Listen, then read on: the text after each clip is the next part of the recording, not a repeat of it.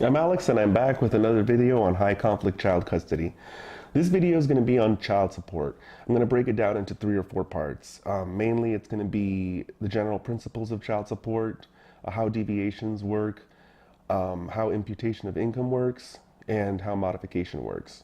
So the general principle of child support changes depending on whether you have joint physical custody or primary physical custody and a visitation situation.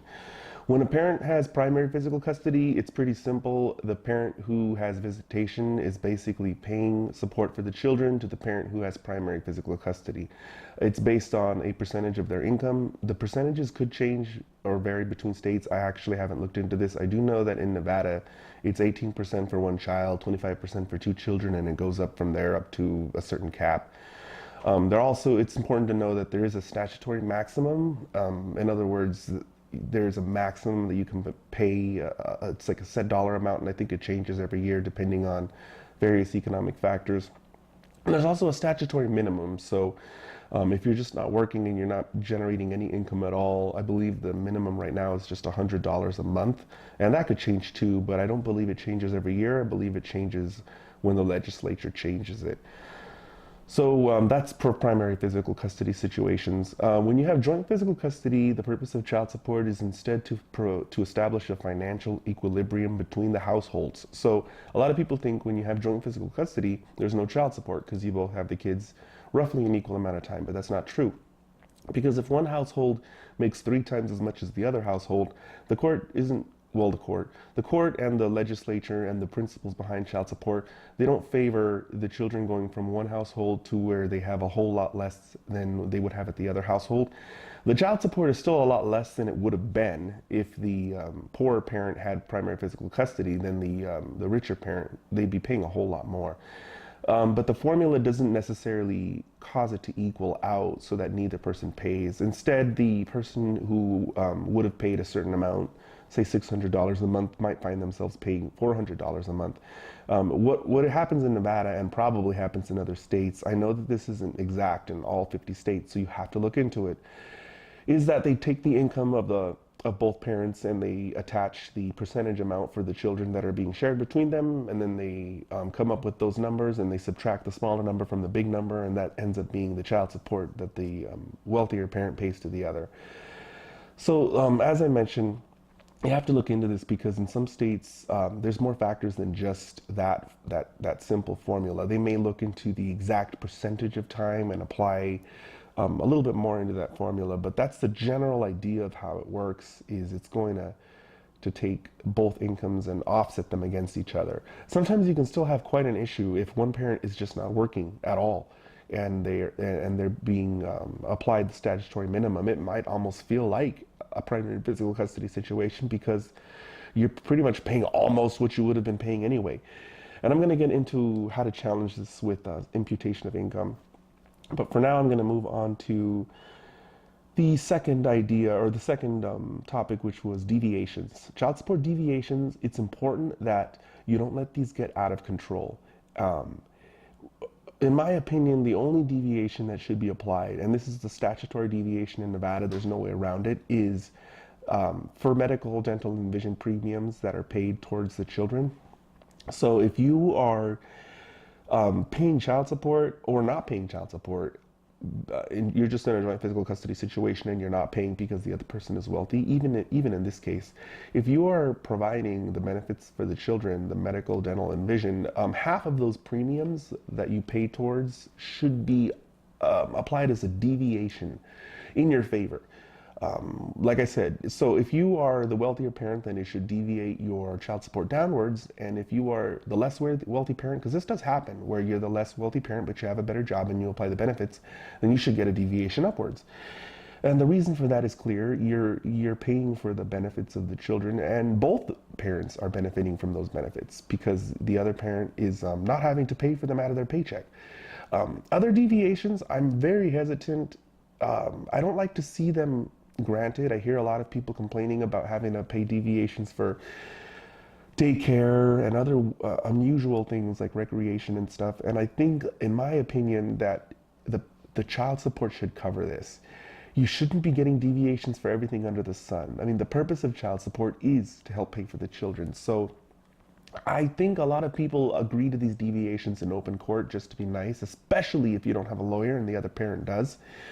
And I think you should be more hesitant to do so because they can add up and they can cripple you. So, I mean, in my opinion, you should definitely look into challenging deviations, especially if it's going to financially break your back. I mean, if you are a very wealthy parent and the other parent's asking for a deviation for childcare, I mean, since you're wealthy, I suppose it's something you can agree to. But when you're in a situation where you're barely making ends meet, you need to bring that to the attention of the court. You're already paying child support. You can't afford to be adding 2 or 3 different deviations on there.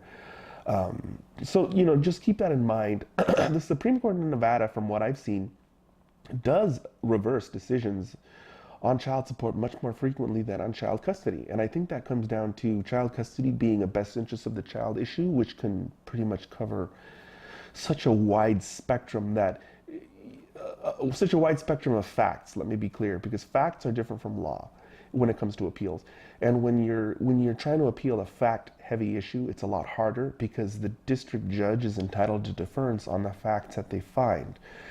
You can look up exactly what I'm talking about, use some keywords as far as appeals and deference as to the facts to understand why this happens. But child support is an issue where the formulas have a lot of power and the judge can't quite do as much as they want, as much as they normally would when it comes to awarding child support. If they violate the formula, it's going to get reversed. And from what I've seen in Nevada, deviations are pretty heavily scrutinized by the Supreme Court. They don't just go with whatever the district judge says. They have to outline the deviations that they're applying to your child support, and they have to explain a very good reason as to why, with the exception of the benefits, which is statutory in Nevada, and I believe that's something that's probably statutory in all 50 states. And what I mean by statutory is the statute says in plain English, you have to apply this as a deviation.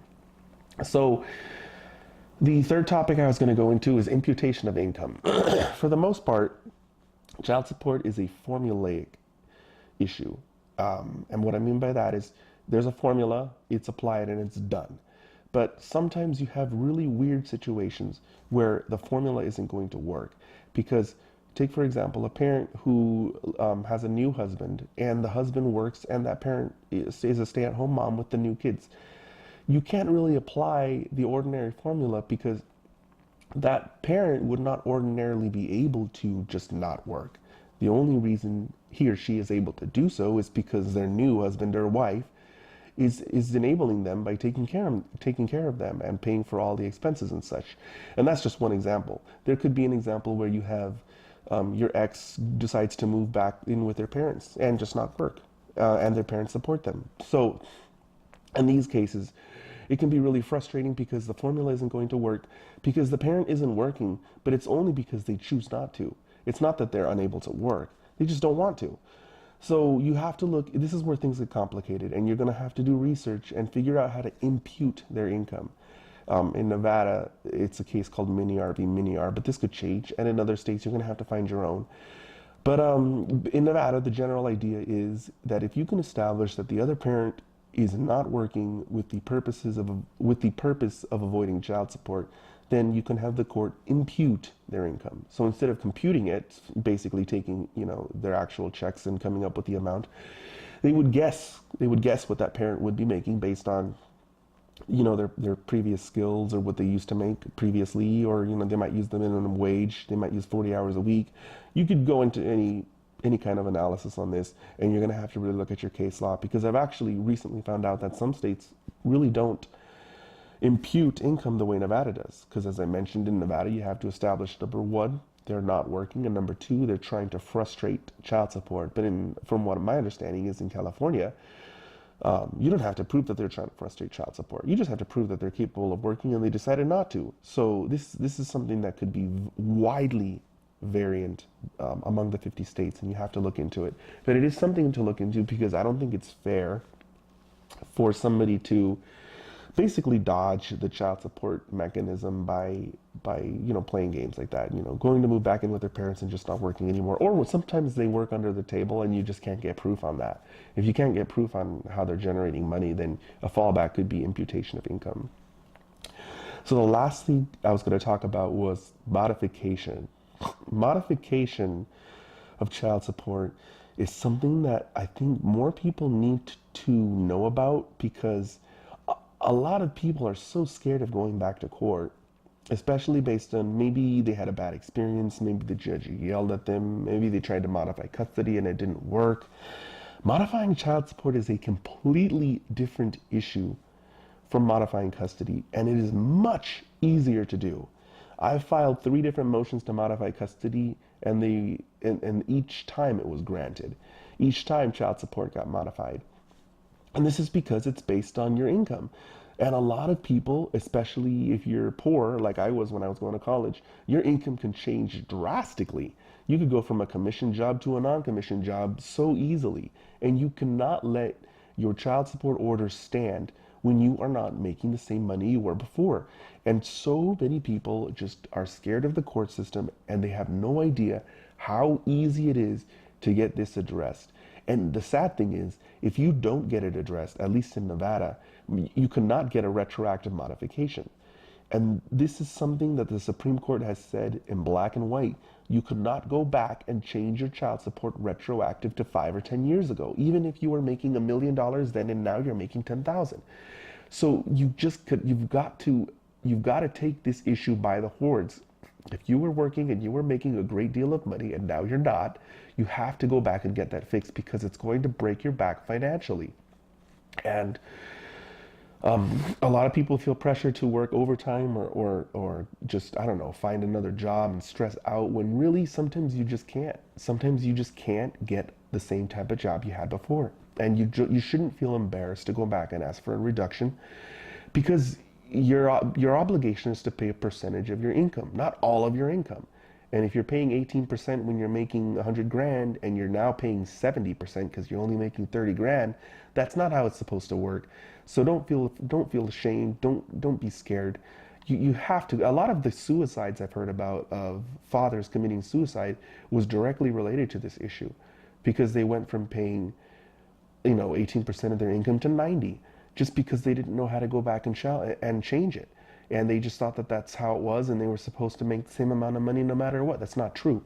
So this is an issue that I strongly recommend you have addressed, is to modify your child support if your income has changed. Now in Nevada, I'm going to mention there's 2 ways to modify child support. Every 3 years, you're routinely entitled to a review, not necessarily modification, but a review of child support. So you don't even have to prove that your income has changed. You could just say, it's been 3 years, I want you to review my income again, and my ex's. If you have joint physical custody, your ex's income is relevant. And that's really nice, because sometimes it can seem daunting to go back to court and have to prove that your income has changed. With the Nevada 3-year rule, you don't have to prove that. You're just entitled to a hearing, and they will check out your income and your ex's, and they will modify your child support accordingly. But you can also modify if you can establish that your income has changed by a certain percentage. And I can't remember off the top of my head now, but I believe it was 20%. And so if it's only been 6 months or a year, but you have suffered a drastic change of income, you can go back. Of course, you're going to have to establish that. So you'll have to provide paycheck stubs and stuff, but it's not going to be a little bit tougher. But I have done that before. In fact, I don't think I've ever done the 3-year modification. I think all 3 of my motions to modify child support have been based on a drastic modification. Actually, now I remember, 2 of them were based on a drastic modification of income, and 1 of them was based on what I guess I will call a drastic modification of law, which was where my child support was originally established from a Supreme Court decision called Rivera 2008. And then in 2009, the Supreme Court replaced that decision with a new decision, and the way they computed child support for joint physical custody changed dramatically. So I modified my child support, and it was quite a big modification in my favor, based on a change of law, not fact in that case. And that's something you can do. So with that, I'm going to end this video. I cannot stress this enough. Child support is one of the issues that is easier to get addressed by the court, that is cheaper to get addressed by lawyers or by yourself if you even want to, and that is more frequently reversed by the Nevada Supreme Court. So what I'm saying is, when errors happen in child custody, it can be harder to change than when errors happen in child support. So these are all things for somebody to consider. Please don't let yourself go through months or years of suffering when an order it just doesn't fit your situation anymore because you're just not making as much as you used to. Don't let that ruin your life. Get it fixed. And with that, I'm going to end this video. Thank you.